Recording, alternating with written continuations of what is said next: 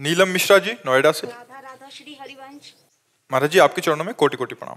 महाराज जी मेरा प्रश्न है कि यदि मनुष्य को उसके प्रारब्ध का अनुसार फल मिलता है तो कोई मनुष्य किसी दूसरे मनुष्य के साथ कुछ गलत करता है तो दोष गलत करने वाले मनुष्य को क्यों माना जाता है? जिस मनुष्य के साथ कुछ गलत हुआ हो उसके प्रारब्ध तो क्रियमाण भी तो है ना, क्रियमाण माने नया कर्म। तो वैसा थोड़ी कि प्रारब्ध से केवल चल रहे, प्रारब्ध से केवल पशु चलता है, मनुष्य क्रियमाण भी करता है। नहीं महाराज जी, यदि कोई हमें कष्ट देता है तो ये मेरा प्रारब्ध ही तो है जी। लेकिन उसको क्यों दोष दिया जाता है कि वो व्यक्ति खराब है? क्योंकि वो तुम्हारे द्वारा प्रेरित जो पूर्व का प्रारब्ध है उसे समन कर सकता था, वो आपको कष्ट नहीं दे सकता था, वो रोक सकता था। मनुष्य शरीर है, अब उसने तुम्हारे प्रारब्ध से प्रेरित होकर किया तो उसमें नया संस्कार बन गया। अंदर क्रोध आ रहा है किसी कारण से और उसको हम समन कर गए तो आपका प्रारब्ध क्षय हो गया और मेरा क्रियमाण नहीं बना। और अगर हमने गाली दे दी तो आपका प्रारब्ध क्षय होगा और मेरा क्रियमाण बनेगा, मैं अपराधी साबित होऊंगा क्योंकि मनुष्य हूं, पशु नहीं कि प्रारब्ध आया उस पशु को मार दे। नहीं, अगर हमारे अंदर आया है तो हम उसको सह सकते हैं, उसको रोक सकते हैं, भगवान के नाम के बल से उसको नष्ट कर सकते हैं। तो मनुष्य क्या करता है, भगवान का आश्रय तो लेता नहीं, प्रारब्ध के अनुसार बर्ताव करता है तो उसका नया संस्कार बन जाता है और उसे भोगना पड़ता है। जी। नरेंद्र ब्रह्मचारी जी बलिया से। पूज्य महाराज जी आपके चरणों में कोटि कोटि प्रणाम।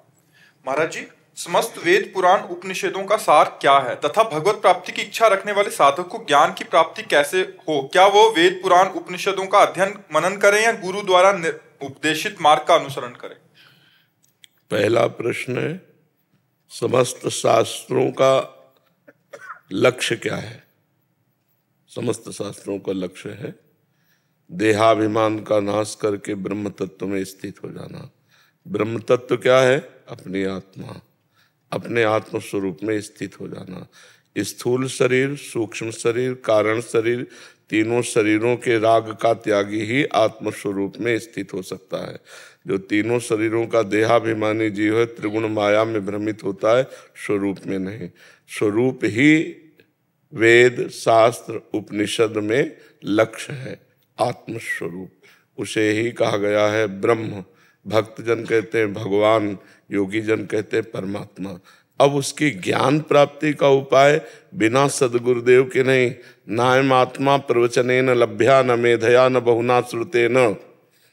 आत्मबोध प्रवचन सुनने से नहीं हो जाता, आत्मबोध बहुत बुद्धिमान को नहीं हो जाता, आत्मबोध प्रवचन करने वाले को नहीं होता। आत्मबोध उसी को होता है जो करुणामय गुरुदेव अपनी कृपा दृष्टि से जिसे देख ले। तो गुरु कृपा ही केवलम, मोक्ष मूलम गुरु कृपा, ध्यान मूलम गुरु मूर्ति, पूजा मूलम गुरु पदम, मंत्र मूलम गुरु वाक्यम, मोक्ष मूलम गुरु कृपा।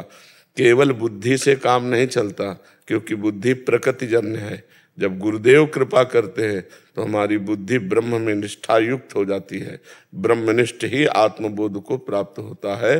तो गुरु कृपा के बिना चाहे शिव विरंच सम होई, गुरु बिन भव निधि तरह न कोई। ऐसा कभी भ्रम न पाल ले कि हम उपनिषद पढ़कर तत्वज्ञानी हो जाएंगे या वेद पुराण पढ़ करके हम विद्वान होकर भगवत तत्व के ज्ञाता हो जाएंगे। इसमें अहंकार बना रहेगा और गुरु के चरणों की धूल जब माथे पर रखते हैं तो अहंकार नष्ट हो जाता है, तभी तत्वबोध होता है। रहुगणित तत्तपसा न याति न चेज्जया न निरूपणात् गृहाद्वा न छंदसा नैव जलाग्नि सूर्यो बिना महत्पादरजोभिषेकम। रहुगण को उपदेश देते हुए जड़ भरत जी महाराज कहते हैं, रहुगण ये सूर्य चंद्र अग्नि वायु की उपासना से तत्वबोध नहीं होता, ये गृहस्थ धर्म के पालन से भी नहीं होता, ये वेदों के स्वाध्याय न छंदसा, ये वेदों के स्वाध्याय से भी नहीं होता। कैसे होता है? बोले जो ब्रह्मबोध महापुरुष हैं उनकी चरण रज का सेवन करने से, बिना महत्पाद रजोभिषेकम। जो महापुरुष जन हैं उनकी चरण रज का जब तक अभिषेक नहीं होगा तब तक तत्व ज्ञान विशुद्ध नहीं होगा। महापुरुषों की कृपा, गुरुदेव की कृपा से ही तत्व ज्ञान। न छंदसा नैव जलाग्नि सूर्यो बिना महत्पाद रजोभिषेकम। तो समझ में आया आपके? शास्त्रों का लक्ष्य है कि हम गुरुदेव का चरण का आश्रय लेकर के फिर उनकी कृपा से शास्त्रों के रहस्य को समझ पाएंगे। शास्त्र ऐसे वर्णन करते हैं, पूर्व जाना चाहिए, छोड़ दिया, अब पूर्व से उत्तर मुड़ना है, ये अनुभवी महापुरुष तुम्हें बताएगा। कितना मुड़ना, फिर पूर्व जाना है। शास्त्र ने पूरा बोल दिया टोटल पूर्व जाना है, लेकिन बीच में कितने मोड़ हैं, जो जा चुका है वो बताएगा कि यहाँ से पूर्व के बाद इतना उत्तर मुड़ना है, फिर इतना फिर पूर्व जाना है, फिर इतना दक्षिण मुड़ना है। तो ऐसे ही परमार्थ का जो मार्ग है वो बड़ा गूढ़ है, केवल पढ़ लेने से, शब्दार्थ पढ़ लेने से नहीं, उसका रहस्यार्थ क्या है वो तो गुरुजनों से ही समझ में आएगा। तभी लिखा है, प्रथम सुने भागवत भक्त मुख भगवत वाणी, किसी भगवत प्रेमी महात्मा के मुख से भगवान के तत्व की चर्चा सुने पहले और उसे गुने और उनके चरण रज की सेवा करे तो बात बने। चरण रज सेवा का तात्पर्य होता है अहंकार मिट जाना। ये जो मैं लगा है ये हट जाए और शुद्ध मैं रह जाए, मैं में कुछ लगने ना पावे, वो ब्रह्म है। और लग गया तो माया है। मैं और मोर तोड़ता है माया, मैं में कुछ लग गया, जैसे मैं विद्वान में, धनवान में, कुलवान में, तपस्वी में, भगत में, अज्ञानी, वो माया। और जिस मैं में कुछ नहीं लगा, शुद्ध में, तत्वमसि, वो ब्रह्म में है। महाराज जी, ऐसे सदगुरुदेव इस नश्वर शरीर से संसार में न हो तो क्या उनके उपदेशित मार्ग का ही अनुसरण करके? हाँ, उनकी भावना पहले करे। जैसे हम साधन मार्ग में चल रहे तो पहले ध्यान मूलम गुरुमूर्ति, अपने गुरुदेव का ध्यान करे और उनके वचनानुसार, उनकी आज्ञानुसार, तो गुरुदेव को प्रधान रख करके यदि हम चलें और शास्त्र स्वाध्याय करें तो सब शास्त्र गुरुदेव की वाणी है। क्योंकि गुरुदेव भगवान, भगवान गुरुदेव, बंदो गुरुपद कंज कृपा सिंधु नर रूप हरि, महामोहतम पुंज जासु वचन रवि कर निकर। और साधु समागम में अधिक समय व्यतीत करे, जहाँ भी रहे साधु समागम में रहे। क्योंकि अगर हम संसारियों के घरों में जाएंगे, उनके घरों में सोएंगे तो हम परमार्थ के पथिक नहीं हो पाएंगे। चाहिए कि जिन सैया पर संसारी पुरुष होते हैं उसका स्पर्श भी न हो, जिन पात्रों में वो पाते हैं उन पात्रों में न पाना हो। विरक्त जन मिट्टी का पात्र या नारियल का पात्र रखते हैं, अपने नारियल के पात्र में भिक्षा ली, बाहर पाया स्कूल या देवालय या वृक्ष के नीचे शयन किया, नदी के किनारे। ऐसे जवानी ऐसे काटनी चाहिए। जब परिपक्व अवस्था आ जाए तो भगवान महलों में रखे, चाहे झोपड़ी में बांध दें, फिर उसमें कोई फर्क नहीं पड़ता। तो गुरु का सानिध्य इसीलिए कहते हैं कि बाधाएं नहीं आ पाएंगी। तो संत सानिध्य, संत रूपी घेरे में रहे तो बाधाएं नहीं आ पाएंगी। क्योंकि साधक अगर विचरण करेगा तो बहुत सी अभानी है। पहले विचरण में बड़ी शांति थी, अब विचरण में बड़ी अशांति है।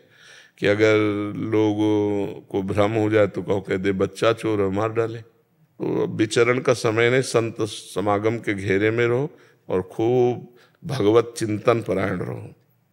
अंदर का चिंतन संसार का न होने पावे। सब शास्त्रों का लक्ष्य यही है। हमारा जो देहाभिमान जनित चिंतन होता है, 5 ज्ञानेंद्रियां मन के सहित विषयों में विचरण करते हैं, उनको हम हटा करके परमात्मा में लगाएं। शब्द स्पर्श रूप रसगंध का त्यागी ही तत्वज्ञानी होता है। जो शब्द स्पर्श रूप रसगंध का भोक्ता होता है वो देहाभिमानी होता है। तो बहुत सावधानी पूर्वक जीवन काटिए, क्योंकि बहुत खतरा है। अब धर्म से चलना, जिनसे हम भिक्षा लेंगे वो धर्म से चलना जानते नहीं, तो वो भिक्षा जाके हमको भी तो अधर्म में प्रेरित करेगी। बड़ी समस्या है साधुता के लिए। क्योंकि जैसा हम अन्न खाएंगे वैसा मन बनेगा, जैसा हम पानी पिएंगे वैसी वाणी बनेगी, जैसा संग करेंगे वैसा रंग चढ़ेगा। तो बहुत कठिन है। अब घर गृहस्थी के लोग पवित्रता, संध्या वंदन ये सब भूल रहे। कौन गृहस्थ 4 बजे उठकर संध्या करता है? प्रातःकालीन संध्या वेलम कोई बिरला करता होगा, बिरला। अपने गृहस्थ धर्म का आचरण नहीं जानते। तो हम विरक्त तो गृहस्थों के आश्रित ही है ना। वस्त्र, भोजन, व्यवस्था हमारी तो गृहस्थों से ही तो चलती है। अगर वो धर्मयुक्त नहीं रहेंगे तो हम धर्मयुक्त कहाँ से हो जाएंगे? तुम्हारी बुद्धि भ्रष्ट है तो हमारी बुद्धि भ्रष्ट हो ही जाएगी, क्योंकि हम आपका खाते हैं। भाई गृहस्थों से ही तो लेके खाते हैं। तो बहुत समस्या है। इस समय साधुता का निर्वाह कर पाना बहुत कठिन है। हाँ, बैलेंस बना के चलना बात अलग है कि भोगों का भी बैलेंस, समाज का बैलेंस, और थोड़ा बड़ा भजन साधन, बकाया कट्टरता पूर्वक अपने धर्म का निर्वाह करने के लिए हमारे पास जंगली फल मूल भी नहीं रह गए। जैसे नहीं कि साधु आत्मा जंगल के फल मूल खा के रहते थे, तो कहाँ जंगल है, कौन सा फल मूल है? तो ये समस्या आ रही है साधुता के लिए कि जैसे कोई सोचे कि हम जंगल के कंदमूल फल खा लें। आप शौच नहीं हो सकते, शौच नहीं हो सकते बाहर कहीं। अव्यवस्था बहुत बड़ी अव्यवस्था है विरक्त के लिए। और ऐसे संसार के भोगी पुरुषों के लिए तो कोई परेशानी नहीं है, लेकिन जैसे अपने लोगों ने पीछे जीवन काटा तो अब काटने लायक समय नहीं रह गया। तो साधु समाज में रहो, काशी है, हरिद्वार है, ऋषिकेश है, जहाँ जैसा अनुकूल पड़े अपना एकांत रहो, संतों का समागम करो, गुरु जी के चरणों के आश्रित रहो, खूब नाम जप करो, मंत्र जप करो, इसी से तत्वबोध हो जाएगा। अब भ्रमण करने लायक समय नहीं रह गया कि आप पदयात्रा गांव-गांव भिक्षा मांग करके भ्रमण करें। उपहास करेंगे लोग साधुता, और ये तो धाम है तो यहाँ श्रद्धा है, नहीं तो बाहर श्रद्धा भी नहीं रह गई संतों के प्रति, उपहास करेंगे, उपहास करते हैं संतों का। जी राहुल खन्ना जी। श्री राधे राधे, श्री हरि। महाराज जी राधे राधे, आपके चरणों में कोटि कोटि प्रणाम। महाराज जी, क्या जो भी मनुष्य अभी इस जन्म में इसलिए है कि उसके कर्म ऐसे थे कि उसे जन्म लेना पड़ा, क्योंकि उसे पिछले जन्म में मोक्ष नहीं मिला? ये जितने भी मनुष्य हैं उनको मोक्ष नहीं मिला, इसलिए ये जन्म मिला महाराज जी। हाँ, अगर मोक्ष हो जाता तो फिर जन्म नहीं होता। मोक्ष नहीं मिला, वो अपने शुभ और अशुभ कर्मों का भोग करते रहे और शुभ अशुभ कर्म नए करते रहे, तो क्रम बना रहा। शुभ अशुभ कर्म का भोग करके शुभ अशुभ कर्म जो जमा है उनको विध्वंस कर दे, संचित कर्म जो उनको नष्ट कर दे, आगे के जो शुभ अशुभ कर्म है उनको मिटा दे, भगवान को अर्पित करके उनको निष्फल कर दे और प्रारब्ध के शुभ अशुभ को भोग ले, तो जीवन मुक्त हो जाता है। और जब जीवन मुक्त हो गया तो जन्म होना फिर नहीं होता। और जब तक ये कर्मों की परंपरा चलती रहेगी तब तक हम विविध योनियों में, इस बार तो मनुष्य बने, अगली बार फिर और योनियों में जाएंगे, विविध योनियों में हमारा जन्म मरण होता रहेगा। इसलिए भगवान की शरणागति होकर के भगवान की विशुद्ध नाम रूप लीला धाम का आश्रय ले ले, या अष्टांग योग के द्वारा समाधि के मार्ग में, या ज्ञान योग के द्वारा तत्वबोध में पहुँचे। बिना तत्वबोध हुए, बिना असंप्रज्ञात विचक्षणा समाधि लगे और बिना भगवत प्रेम हुए जन्म मरण के चक्र से मुक्त होना बहुत कठिन है। थोड़ा बड़ा भजन कर लिया और मांग कर रहे हैं भोगों की, तो हमारे कर्म संस्कार बनते चले जाते हैं। तो इसीलिए हमें बार बार पुनरपि जननम पुनरपि मरणम पुनरपि जननी जठरे शयनम, ये बार बार चक्र चल रहा है। इसी चक्र को मिटाने के लिए हमारा मनुष्य शरीर हुआ है। अब संभाल लो, अब लो निशानी, अब ना नशे हो। महाराज जी, जब शास्त्र कहते हैं अवश्य में भक्तव्यम कृतम कर्म शुभाशुभम, तो क्या पुण्य कर्म करने से पाप कर्म थोड़ा कटते हैं? नहीं नहीं नहीं, पुण्य कर्म अलग रहेगा, पाप कर्म अलग रहेगा। भोगने से ही कटेगा? भोगने से कटेगा, या भगवान की शरणागति होकर के नाम जप कर रहे तो कट जाएगा, पुण्य से नहीं होगा। दूसरा कोई उपाय नहीं? नहीं, दूसरा उपाय नहीं। सर्वधर्मान परित्यज्य माम एकम शरणम ब्रज, तो अहम त्वाम सर्व पापेभ्यो मोक्षयिष्यामि मा शुचा। भगवान कह रहे अहम त्वाम, मैं तुम्हें सर्व पापेभ्यो, समस्त पापों से मुक्त कर दूंगा। वो कर सकते हैं, वो मालिक है। राष्ट्रपति जैसे मुकदमा हार गया हो, फांसी की सजा हो गई हो, तो एक चांस है, राष्ट्रपति माफ कर सकता है। तो भगवान अनंत ब्रह्मांडों के स्वामी हैं। वो कहते हैं तुम सब धर्म कर्तव्य कर्मों को त्याग कर केवल मेरा भजन करो, मेरी शरण में आ जाओ, तो मैं तुम्हारे समस्त पापों, नहीं तो अवश्य में भोक्तव्यम कृतम कर्म शुभाशुभम। जीव को अपने शुभ अशुभ कर्मों को भोगना ही पड़ता है। कर्म बड़ा बलवान है, उसे केवल भगवान मिटा सकते हैं या शुद्ध ज्ञान मिटा सकता है। अब ये बहुत कठिन है, इसलिए भगवान का नाम जप करे, भगवान के चरण आश्रित हो जाए तो वही कृपा करके क्षमा कर देंगे, बस ये बात है। रेवत जी बदायूं से। महाराज जी, आपके चरणों में कोटि कोटि प्रणाम। गुरुदेव, मैं एक नाम पर नहीं टिक पाता। आपके श्री मुख से नाम महिमा सुनी तो राम नाम जपना शुरू कर दिया। फिर पूज्य राजेंद्र दास जी महाराज जी के मुख से सुना कि एक सियाजू का नाम 1000 राम नाम के बराबर है, तो सिया राम नाम जप करने लगा। कुछ दिन पहले पता लगा कि राम जी भरत जपते थे, तो अब सिया राम भरत जपने लग गया। महाराज जी, अब मतलब आगे का डर है। हम कहते हैं राधा राधा नाम जपने से करोड़ों नाम अलग, राधा नाम है, क्योंकि स्वयं हरि जपते हैं, हरि रसना राधा। तो अब सिया राम भरत राधा।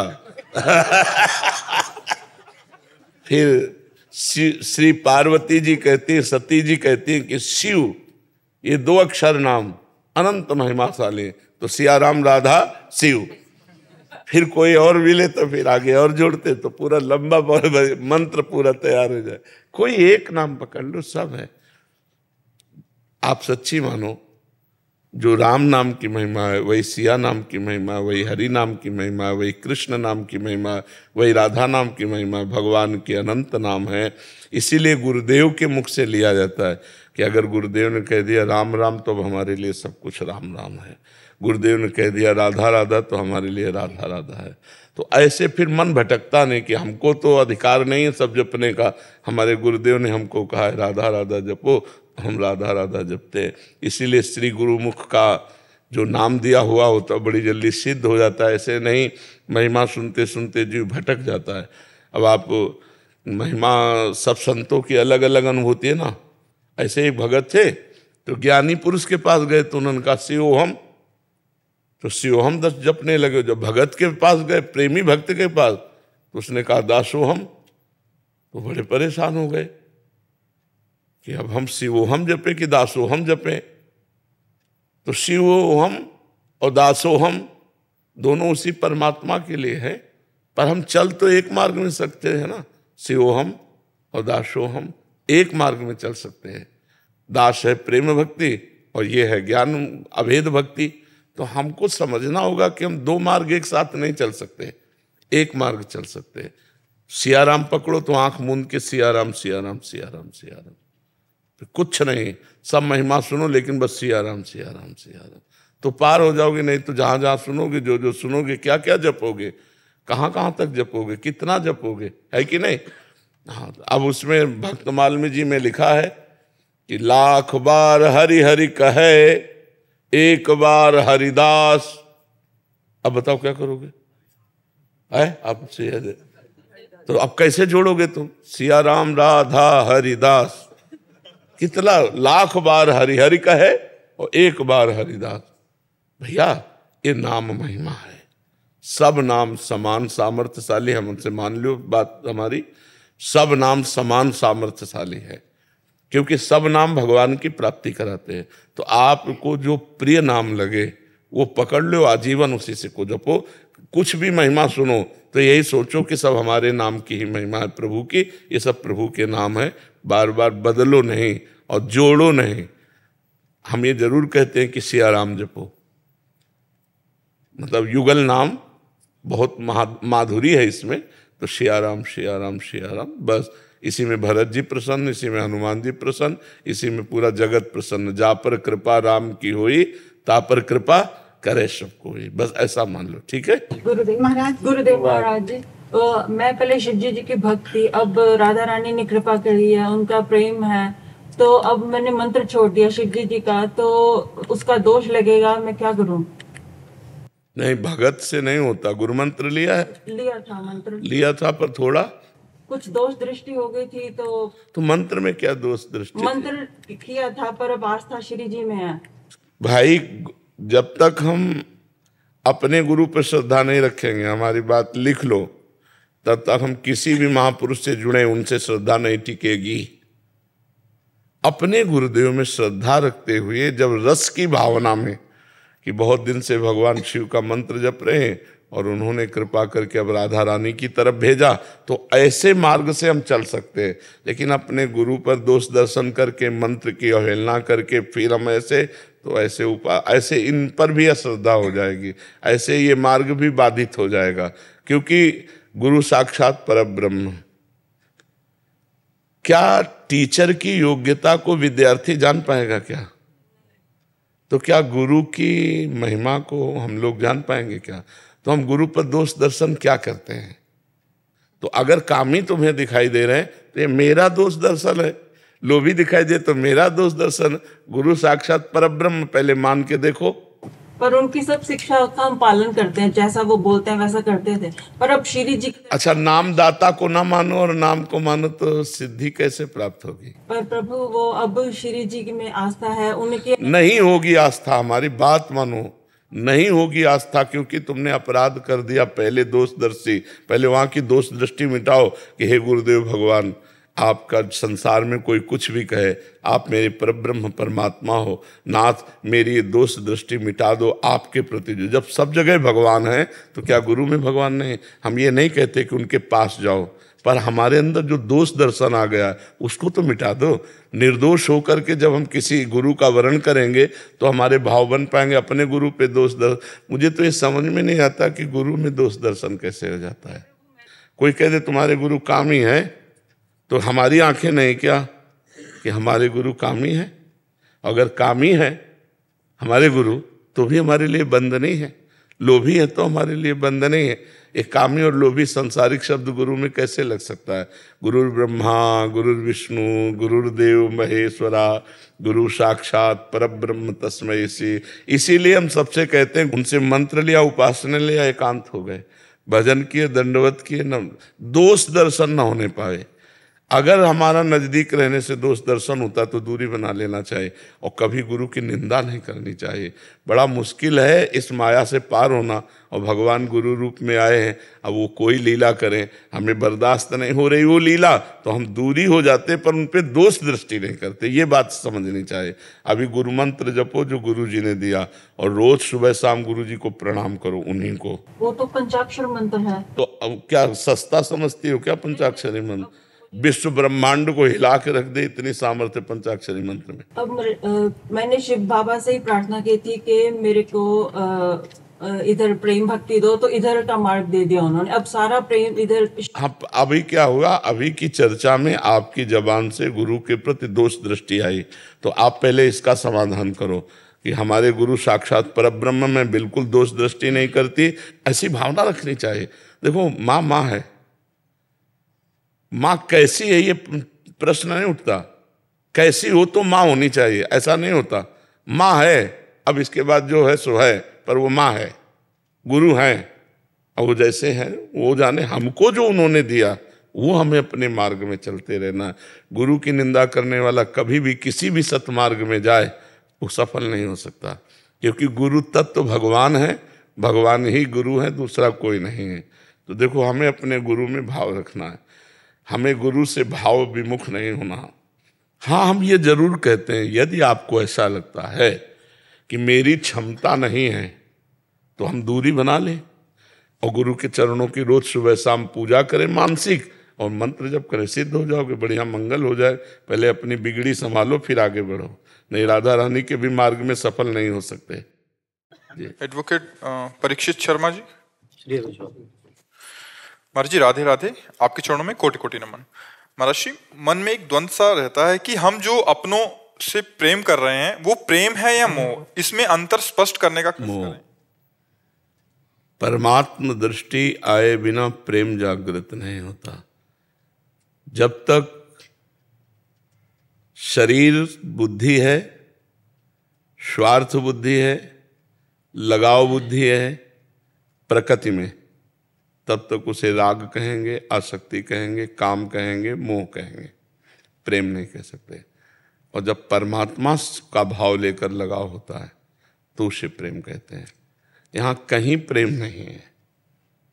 अगर प्रेम हो तो प्रेम विवाह के बाद डिवोर्स कैसे हो जाता है, फिर झगड़ा क्यों होता है? प्रेम में तो देना होता है, लेना होता ही नहीं। प्रेम में सामने प्रकृतिशील ये शरीर नहीं होते, परमात्मा दृष्टि होती है, क्योंकि प्रेम की पहचान है सूक्ष्मतरम। यहाँ स्थूल देह होती है, माँ पिता परिवार, इसीलिए हम कहते हैं माँ से प्यार करो, पिता से प्यार करो, पर उनमें भगवान मान के प्यार करो। पत्नी से प्यार करो पर उसमें भगवान मान के प्यार करो। पुत्र से प्यार करो पर भगवान मान के, तो तुम बंधोगे नहीं। अगर तुम पत्नी को पत्नी मानकर प्यार करते हो तो बंध जाओगे। पत्नी में भगवान का अंश मान करके, भगवान है ना, अगर भगवान ना हो तो बिजली इसमें है ना, बिजली उसमें भी है ना, बिजली उसमें भी है, सब में बिजली है। बिजली देखने वाला भ्रमित नहीं होगा, चाहे वो हीटर हो चाहे वो फ्रिज हो। उसका प्रभाव करण के कारण अलग अलग, एक ठंडा करता है, गर्म करता है, लेकिन बिजली दोनों में समान रूप से है। ऐसे माँ में और पत्नी में दोनों में समान रूप से बिजली है, पर व्यवहार अलग अलग है। एक को हम पूज्य भाव से देखते हैं और एक को हम भोग्य भाव से देखते हैं। तो हमारा जो संबंध है, जब हम भगवत भाव विहीन हैं, सब में भगवान का दर्शन नहीं करते हैं, तो भगवान ने स्पष्ट कहा कि मेरी प्राप्ति के लिए जननी जनक बंधु सुत दारा, तनु धन धाम सुहृद परिवारा, सबकी ममता ताग बटोरी और मम पद मने बांध बटोरी। हटाओ सबसे ममता, मेरे चरणों में लगाओ।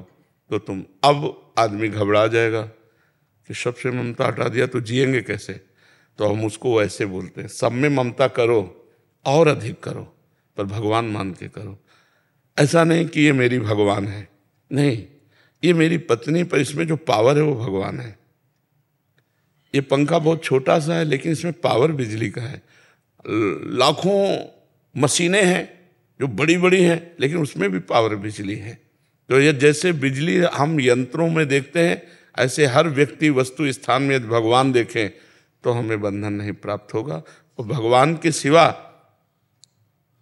अन्य भाव कुछ भी कर लें हम, वो बंधन को प्राप्त होगा। स्थूल प्रकृति, सूक्ष्म प्रकृति, कारण प्रकृति, तीनों प्रकृति का जो त्याग करके परमात्मा से प्रेम करता है उसे प्रेम कहते हैं। नहीं तो काम होता है, राग होता है, मोह होते हैं, आसक्ति होती है, प्रेम नहीं होता। उसी को संसारी लोग प्यार बोलते हैं, उसी को प्रेम बोलते हैं कि हमें बहुत प्यार है। प्यार का तात्पर्य होता है समर्पण, त्याग, सुख लेने की भावना नहीं। प्यार प्रतिक्षण वर्धमानम, प्रतिक्षण बढ़ेगा। प्यार कामना रहितम, अपनी कोई उससे लेने की कामना नहीं होगी, उसकी कामना की पूर्ति करने की भावना होगी। तो ये अद्भुत प्रेम शब्द है। पोथी पढ़ पढ़ जग मुआ, पंडित भयान कोय, ढाई आखर प्रेम के पढ़े सो पंडित होए। तो क्या ये प्रेम है? अगर ये है तो चराचर जगत करता है। पशु पक्षी भी अपने बच्चों से प्यार करते हैं, पशु पक्षी भी अपने परिवार को बहुत प्यार करते हैं। तो अगर ये प्रेम है तो इतना दुर्लभ कैसे कहा गया? फिर तो सब लोग कर रहे हैं। ये प्रेम नहीं है, ये मोह है। सुत बनिता आदि जान स्वार्थ रत ना करुणे सभी ते, अंत ही तो ही तजेंगे पामर तू न तजय वहीं ते, मन पचितई है। फिर ऐसा जो बड़े बड़े महापुरुष कहते हैं, इनका त्याग करना चाहिए, मोह का त्याग करना चाहिए, राग का त्याग करना चाहिए। पर हम बिना प्यार के जी नहीं सकते। आप सोचो कैसे जी सकोगे? सब जगह से प्यार हटा दो तो अपनी देह में प्यार एकत्रित हो जाता है। ये भी तो बंधन है, इससे भी प्यार हटाओ। अब इसको हम हटाओ शब्द से बड़ा चिड़चिड़ापन लगता है। नहीं, कैसे हटा सकते हैं, कैसे जी सकते हैं? तो जोड़ो, ये थोड़ा मीठा लगता है। और प्यार करो, पत्नी को और प्यार करो, लेकिन भगवान का स्वरूप मानकर। इसके अंदर भगवान बैठे हैं। पुत्र को देखो, इसके अंदर गोपाल जी बैठे हैं। माता पिता, जगत पिता प्रभु इस हमारे पिता के रूप में है, हमारी माता के रूप में। कितना बढ़िया पवित्र भाव। अब प्यार है, अब प्रेम है। माता पिता को भगवान का स्वरूप समझ करके पूरी आज्ञा का पालन कर रहे। पत्नी अर्धांग है, मेरी प्राण है, मेरे भगवान इस रूप में आए। पुत्र मेरा प्राण है, भगवान इस रूप में आए। चराचर, उसी को बढ़ाते चले जाओ। चराचर जगत फिसी राम में सब जग जाने। अब हो गया, महाभक्त हो गए।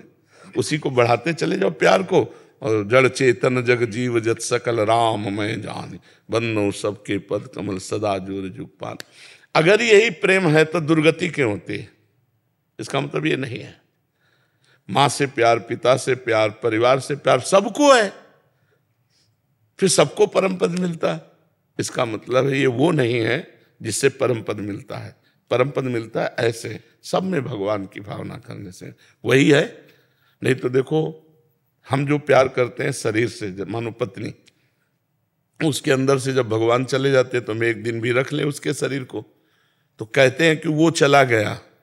कौन चला गया? उससे तो तुमने प्यार नहीं किया था जो चला गया। तुमने प्यार किया था स्थूल शरीर से, वो तुम्हारे सामने पड़ा है। तो जिससे हमने प्यार नहीं किया चला गया, मुझे परेशानी क्या? बोले नहीं, अब ये स्थूल शरीर मुझे नहीं चाहिए। क्यों? वो चला गया। मतलब अनजाने में भी हम भगवान से ही प्यार कर रहे थे। वो जब अंतर ध्यान हो गए तो प्यारा शरीर, चाहे पुत्र का हो चाहे पत्नी का हो, हम फिर उसे गले नहीं लगा सकते, क्योंकि वो चला गया जो प्यार करने योग्य था। कौन? परमात्मा। तो अगर जानकर प्यार करते तो तुम मुक्त हो जाते। तुमने शरीर से प्यार किया, पर अनजाने में उस परमात्मा से सब कोई प्यार करता है, चाहे जितना लाडला कोई हो। लेकिन जब वो परमात्मा अंतर ध्यान हो जाता है तो उसके शरीर को विध्वंस कर दिया जाता है, जला दिया जाता है, गाड़ दिया जाता है, फेंक दिया जाता है, संबंध नहीं रखा जाता। यहाँ तक कि भयावह लगने लगता है। नहीं भयावह लगने लगता, क्यों? वो निर्भय आनंद मोद प्रदान करने वाला परमात्मा तो चला गया, अंतर ध्यान हो गया, अब उस शरीर से कोई मतलब नहीं रहा। तो समझ पा रहे आप जी? मोक्षा जी दिल्ली से। राधे राधे। मार जी राधे राधे।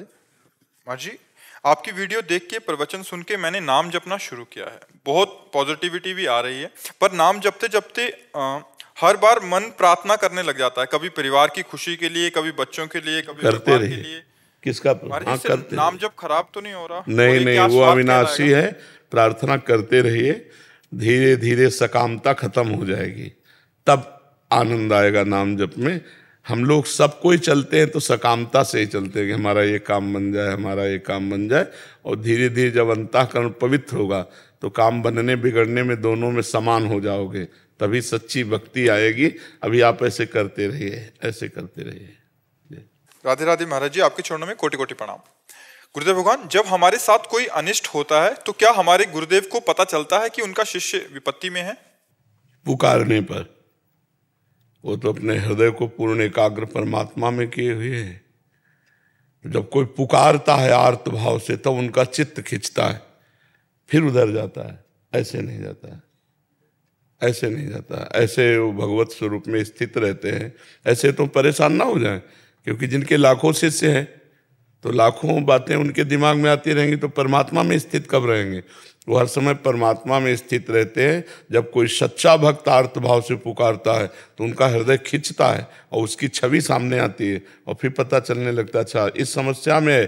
फिर वो अपने चिंतन के द्वारा उसकी दुख निवृत्ति भगवान से प्रार्थना करके दूर करता है। ऐसा है। राहुल सचदेवा जी गाजियाबाद से। राधे राधे महाराज जी। महाराज जी, कुछ लोग अपने अनुसार ही श्री राधा, श्री राम, महाकाल जी का नाम जप करते हैं, और फिर ये भी कहा जाता है गुरु बिना गति नहीं है। तो क्या गुरुदेव की शरण में इस नाम जप करने का फल होगा कि उसे सदगुरु मिलेंगे, और सदगुरु प्रदत्त नाम जप का फल होगा भगवत प्राप्ति। जो हम लोग अपने मन से नाम जप करते हैं, इसका फल होगा सदगुरु की प्राप्ति। और जब सदगुरु जो नाम देंगे, वही भले नाम दे दे, तो सदगुरु के श्रीमुख से जो नाम मिलेगा वो परमात्मा की प्राप्ति कराएगा। इंदु राय जी। राधे राधे। राधे राधे महाराज जी। महाराज जी, मैं एक सेवानिवृत्त शिक्षिका हूँ। मेरे बच्चे सब अपने पैर पर खड़े हो गए हैं। अब वह लोग हम पर आश्रित नहीं है। अब मैं बाकी उम्र जो शेष बची है भगवान के भजन कीर्तन तथा पूजा पाठ में लगाना चाहती हूँ, एवं एकांत चाहती हूँ। लगा दो, अब समय नहीं रह गया है। पता नहीं कब श्वास आखिरी हो जाए। खूब नाम जप करो, और एकांत रहने की बात खत्म करो, घर में ही रहो। एकांत कहीं भागने की जरूरत नहीं। जो नाम जप करता है सारे तीर्थ उसके समीप आ जाते हैं। देखो आज का समय ठीक नहीं है। आपका स्त्री शरीर है, आप अपने घर में अपने बच्चे बहू के बीच में रहो और खूब भगवान का नाम जप करो अंदर ही अंदर। और बच्चों की सुधार वाली बातें, और बन जाए तो किसी को फ्री सहयोग करो। जो पूर्व में आपको ज्ञान है उसको फ्री सलाह दे दो, उसको उचित सलाह देना भी तो भगवान की सेवा हो जाएगी। और भागो नहीं, कहीं भाग के मत जाना। हाँ, कहीं भाग के जाने की जरूरत नहीं। आज का समय ऐसा नहीं कि आप जाकर किसी तीर्थ स्थान में एक अकेली कुटिया बना कर रहे हैं, सब समय नहीं।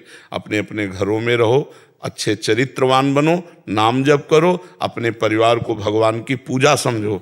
अब ऐसे जैसे एक सन्यासी रहता है ना, ऐसे रहो, बहू बेटे के बीच में रहो, लड़ाई झगड़ा मत करो, ज्यादा उनको उपदेश मत करो। नहीं, नए बच्चों को ज्यादा उपदेश अच्छा नहीं लगता है, ले तो ज्यादा उपदेश, उचित सलाह दे दिया, अपना नाम जप करें, अपने घर में रहो, सुरक्षित घर में रहो। आज का समय अब नहीं रह गया है ऐसा कि आप ऐसे तीर्थों में जाकर के कुटिया बना के रहें, वैसा नहीं रह गया है। बहुत मतलब समय के अनुसार अपने को परिवर्तित कर लेना चाहिए। बहुत समय वैसा हो चुका है, बहुत निम्न के उठ क्या चिंतन मन। अब देखो, एक स्त्री जा रही, उसके गले में बहुत 40,000 रुपया की चैन होगी। अब उसकी जिंदगी कितनी बड़ी है, और ऐसे पकड़ा खींचा पूरे रोड में घसीटते। तो कितने नीच पुरुष है, कितने हिंसक वृत्ति वाले हैं कि एक छोटी सी रकम के लिए उसकी जान की परवाह नहीं करते। तो समय ऐसा नहीं रह गया है। अपने घरों में रहो, चाहे पुरुष हो चाहे स्त्री हो, अपने घरों में रहो और पवित्रता से जीवन निर्वाह करो, तो तुम संत ही हो। हाँ, जो बीतराग भगवान के परमहंस जन हैं उनका तो बात अलग है, लेकिन आप लोग गृहस्थी का सेवन किए हो। अब घर गृहस्थी छोड़ करके संत बनना बहुत, मतलब जो संत के लक्षण हैं उनमें चलना बड़ा कठिन है। तो अब ऐसे हमें लगता है कि जो पूरी जीवन आयु अपने गृहस्थी में व्यतीत की तो घर में ही रहकर भजन करते हुए संत भाव से वहाँ रहते हुए अपना जीवन व्यतीत करना चाहिए। नहीं तो बहुत कठिन समय है, बहुत कठिन समय है। आप उसको अगर देखें तो आओगी परमार्थ के लिए और परमार्थ बनना मुश्किल हो जाएगा। वहाँ भजन ठीक हो रहा है, यहाँ भजन होना ठीक मुश्किल पड़ जाएगा। तो भजन करो अपने घर में बैठ करके। आशा जी, राधे राधे महाराज जी। महाराज जी, जब हम निद्रा में होते हैं और सुबह जागने पर हम कहते हैं कि आज बहुत अच्छी निद्रा आई, जबकि हम तो सो रहे थे, जिसको नहीं, आप जग रहे थे, बुद्धि सो रही थी। आप जग रहे थे, बुद्धि सो रही थी। आप तीनों अवस्थाओं के साक्षी हैं। जागृत, मैं 8 घंटे से जग रहा हूं, मैं 10 घंटे से मेहनत कर रहा हूं, मैं सो रहा हूं, मैंने स्वप्न देखा, तो जो मैं है वो इनका साक्षी। जागृत, स्वप्न, सुषुप्ति, तीनों अवस्थाओं का जो साक्षी है वो तू है। लेकिन तू अपने को आत्मस्वरूप न जानकर पुरुष या स्त्री समझता है। इसी भाव से तू बंधन को प्राप्त है। न तू कभी सोता है, न कभी जागता है, न कभी स्वप्न में होता। तू भगवत स्वरूप है जो सोने, जागने और स्वप्न की अवस्थाओं का साक्षी है। वो तू परमात्मा स्वरूप है। पर जीव जान नहीं पाता ना, वो अज्ञानवश अपने को स्त्री या पुरुष मानकर सोने या जागने या पाप कर्म या पुण्य कर्म करने का कर्ता मान लेता है। इसी से उसका बार बार जन्म मरण होता रहता है। अगर वो अपने को साक्षी मान ले तो अभिमुक्त हो जाए, अभिमुक्त हो जाए। पर साक्षी मान नहीं पाता ना, क्योंकि आसक्ति देह में है। तो हम अपने को स्त्री या पुरुष मानकर साक्षी नहीं हो सकते, हम आत्मस्वरूप मानकर अपने को साक्षी हो सकते। समझ पा रहे हो? श्वेता जी, शिवांश दुबे। महाराज जी, हमारा विवाह 10 दिन पहले ही हुआ है। महाराज जी, समाज में व्याप्त पति पत्नी के रिश्तों में कटुता देखकर मेरा मन भी अपने भविष्य के दाम्पत्य जीवन में के प्रति दोनों को चाहिए अवलो नसानी अबना न सही हो, इस शब्द पर ध्यान दीजिए। बॉयफ्रेंड, गर्लफ्रेंड ये प्रायः नए नए बच्चे बना लेते हैं। ना बनाया हो तो भगवान की बड़ी कृपा है, अगर बनाया हो तो एक दूसरे से बताना नहीं। और अब अपनी गर्लफ्रेंड की चर्चा नहीं होनी चाहिए। बातचीत तो देखना तो अलग बात, अपने बॉयफ्रेंड की चर्चा नहीं होनी चाहिए। नया जीवन समझो, ब्याह हो जाने पीछे जो गलतियां हुई, मतलब आप लोगों में ना होंगी लेकिन जिनमें भी हो, वो एक खटास वहीं से पैदा शुरू हो जाएगी। तो हमारे नए जीवन में खटास ना पैदा होने पावे, कटिंग कोई हमारी भावों की ना होने पावे, इसलिए हमको अपनी बात पूर्व जन्म की मानकर उसे छोड़ देना। अब नया जन्म क्या, अपनी पत्नी से अनुराग करे, अपने पति से अनुराग करे और एक दूसरे की घर गृहस्थी की गलतियों को क्षमा करे। जैसे त्रुटियां हो जाती हैं, उसमें नाराज हो जाते हैं, तो एक नाराज हो तो दूसरा शांत हो जाए। जब वो शांत हो तब उस बात को निर्णय कर ले, मारपीट लड़ाई झगड़ा ये ना करे। और पत्नी को चाहिए कि पति की प्रसन्नता के लिए सास ससुर की, अपनी नंद की, अपने देवर की धर्मानुसार सेवा करे, जिससे पति को प्रसन्नता प्राप्त हो। और पत्नी के लिए पति को चाहिए कि मेरी अर्धांग है, अर्धांग का मतलब जिससे मेरा आधा शरीर है, तो हम उसकी हर कामना की पूर्ति करें। और उसका हाथ हमने लिया है तो अगर वो 100 गलतियां भी करे हमारे सामने तो भी हम उसे क्षमा करके प्यार ही देंगे, डांट फटकार नहीं लगाएंगे। तो कभी विच्छेद हो ही नहीं सकता संबंध। अब जैसे ब्याह हुआ, अचानक आपने देखा है कमरे में एकांत में बात, किससे बात कर रहे हो? नहीं, किसी से नहीं। अब आप भले अपनी मौसी से बात कर रहे हो और वो दिमाग में कीड़ा छा जाएगा, नहीं मोबाइल लाइए, नहीं नहीं हम नहीं देंगे। अब कुछ नहीं है, कोई गलत नहीं हो तुम दोनों में, लेकिन दोनों के दिमाग में अब पैदा हो जाएगा, किससे बात कर रही थी तुम? हाँ देख लीजिए, हम अपनी मौसी से बात कर रहे थे। अच्छा तो ठीक है। कोई भी ऐसा छुपाव क्षेत्र ना रह जाए। भले आपका मौसी का लड़का है वो, लेकिन ब्याह हो गया तो अब आपको पति से अनुमति लेके कि वो आया हुआ है, आप कहें तो मैं बात कर लूं, आप ना कहें तो मुझे कोई जरूरत नहीं। क्योंकि आपकी अधीनता पति के प्रति होनी चाहिए। हमारे किसी भी आचरण से हमारे पति को संशय न हो। ऐसे ही पति को चाहिए कि हमारे किसी भी आचरण से हमारी पत्नी को संशय न हो, तो हमारा जीवन निर्वाह हो जाएगा। नहीं तो छोटे, आजकल बहुत छोटी बुद्धि है, छोटी छोटी बातों में संबंध विच्छेद हो जाता। संबंध विच्छेद हो गया तो जीवन किस काम का। बहुत सावधानी से चले। कोई ऐसी हरकत दोनों के बीच में नहीं होनी चाहिए कि दोनों का मन मुटाव हो, कभी ऐसा नहीं होना चाहिए। एक दूसरे को फाइनल अपनी पूरी वृत्ति रख देनी चाहिए खोल के। अगर उस संशय में देखो, आप पता लगा लीजिए ये हमारा अमुक रिश्तेदार है, मुझसे बात कर रही थी या कर रहे थे, हमारा कोई संबंध ऐसा नहीं, क्योंकि ये बातें अंतर में जब बैठ जाती हैं तो फिर प्यार करते हुए भी वो संशय बना रहता है, और वो संशय ऐसा पुष्ट हो जाता है कि फिर आगे चल करके मन मलिन हो जाता है। इसलिए दोनों लोग सावधान रहिए, पीछे जो कभी कुछ तो उसको भूल जाइए, आगे नया जीवन आपका मंगलमय हो, और भगवान का नाम जप कीजिए, थोड़ी देर दोनों मिलकर भगवान की पूजा कीजिए, जिससे भगवान आपके जीवन को मंगलमय रखें, क्योंकि आराधना अत्यंत आवश्यक है। जैसे आप पवित्र आचरण करोगे तो आपकी जो संतान होगी वो पवित्र आचरण वाली बनेगी। आप ही नींव हैं, आगे की जो हमारी पीढ़ी है उसकी नींव है। आप नाम जप करते हुए, भगवान का चिंतन करते हुए जीवन व्यतीत करेंगे तो आपकी संतान बलवान, बुद्धिमान, तेजोमय होगी। आप गंदे चिंतन, गंदा आचरण, गंदा व्यवहार, तो वैसे गंदे व्यवहार वाले बच्चे होंगे। महाराज जी, आपने बहुत सूक्ष्मता से इस टॉपिक को अपने उत्तर दिया है महाराज जी। महाराज जी, प्राय ऐसा बहुत जगह हो रहा है, नासमझी के कारण फिर बहुत सारा संधि विच्छेद, और ये बहुत प्राय बहुत बड़े स्तर पे हो रहा है महाराज जी। रोज प्रश्न आते हैं बहुत सारे। हाँ, चूंकि बहुत गंदगी फैल रही है, हर बच्चा, बॉयफ्रेंड, गर्लफ्रेंड, बेविचार, गंदी बात, नशा, ये सब। अब हम कहते हैं कैसे गृहस्थ धर्म का। देखो, आप भले गर्लफ्रेंड बनाए हो, लेकिन आपको वो लड़की पसंद नहीं है जो दूसरे को बॉयफ्रेंड बनाए हो। आप बताओ, ईमानदारी से बताओ। आप भले बॉयफ्रेंड बनाए हैं, लेकिन आपको वो पति चाहिए जो केवल आपसे प्यार करे। ऐसा कैसे हो सकता है? आप अपना चरित्र दूषित रखें, आपको चरित्रवान मिले, ऐसा कैसे हो सकता है? पहले तुम पवित्र और ईमानदार बनो, तब फिर दूसरे के लिए पवित्र और ईमानदारी की बात करो। और आजकल ये बहुत ही हवा चल रही बॉयफ्रेंड गर्लफ्रेंड वाली, नहीं चल रही।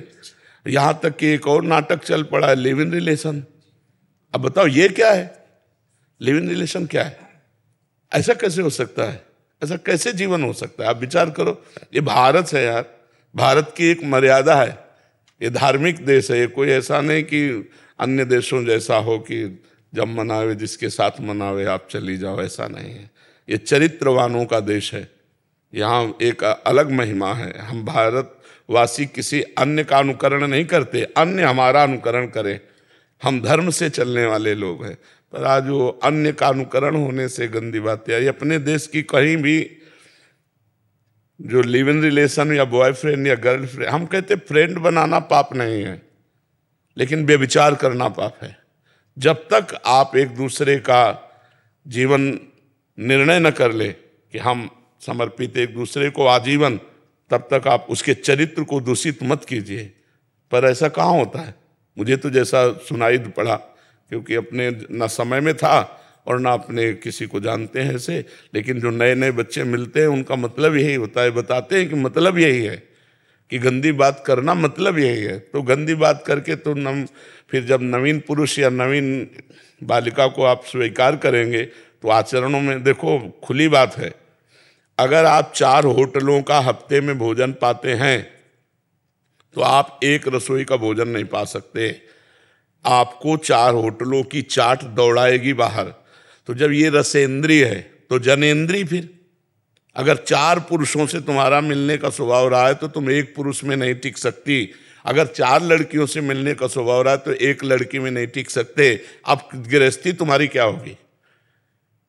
तुम देख रहे हो हमारा पति औरों से बात कर रहा है, औरों के साथ खेल रहा है, वो देख रहे हैं कि हमारी पत्नी औरों से बात कर, क्या गृहस्थी रहेगी यार?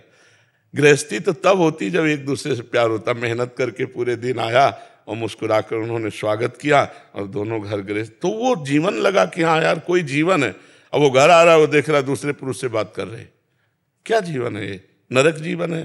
तो हमें लगता है कि सुधार किया जाए और ब्याह हो जाए, तब तो हर क्षेत्र में बिल्कुल ब्रेक लगा देनी चाहिए और अपने पति के अनुकूल या पत्नी के अनुकूल होकर चलना चाहिए। नहीं तो बहुत ही गृहस्थ जीवन, बहुत ही कूड़ा जीवन हो रहा है इस समय।